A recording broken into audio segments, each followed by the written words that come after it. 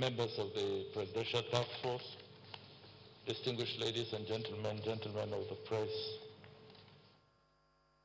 I welcome you once more to the national briefing for today, 2nd of June 2020.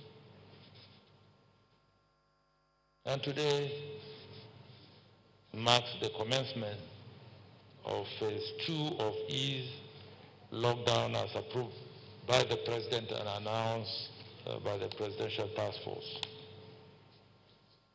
It must be underscored that the decisions of the President and the guidelines providing the details are both products of a coordinated effort designed to enable us achieve a sustainable balance between lives and livelihoods. The Presidential Task Force is conscious of the fact there is a high possibility of members of the public seeing the easing as a signal that COVID-19 is gone. On the contrary, COVID-19 is still virulent, dangerous, and infectious. Our lives have changed for good and will never revert to what we used to know. That is why we have urged all the employers, employees, and leaders of sectors allowed to reopen to diligently comply with non-pharmaceutical measures prescribed in the guidelines and the protocols agreed by the state governments.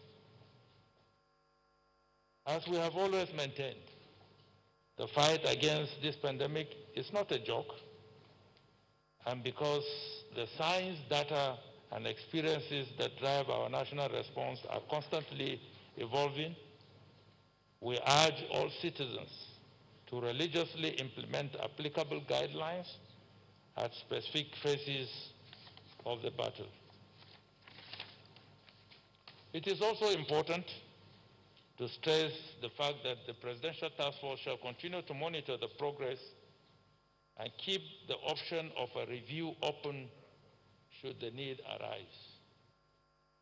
I therefore urge all subnational entities with which we have been collaborating to expeditiously factor the guidelines into their decisions and resultant protocols that will be agreed to. Strengthen their enforcement and monitoring mechanisms so as to ensure that the desired results are achieved. As the Presidential Task Force focuses on community engagement and risk communication, I wish to re-emphasize that state governments now have the responsibility to drive and shape the process. It must also be understood that every individual has a stake and a role to play. We must take responsibility. We must be accountable to self and community on our actions. We must adhere to the guidelines issued. Shortly after the briefing of 1st June 2020 yesterday, the social media was trending with the photograph of 2 children wearing discarded PPEs. Although it is not certain if the photograph was taken in Nigeria, but significantly, that photograph represents a dangerous development. It underscores the need for more risk communication, community engagement, and diligence in the disposal of used PPEs on the part of our frontline workers and the administrators. It also underscores the need to broaden the theme and the messages in our communication strategy. Above all, the photograph has left us to imagine what the impact would be if schools were to open and they attended school after being exposed so dangerously. Those 2 children represent a clear danger to themselves family, and the immediate community.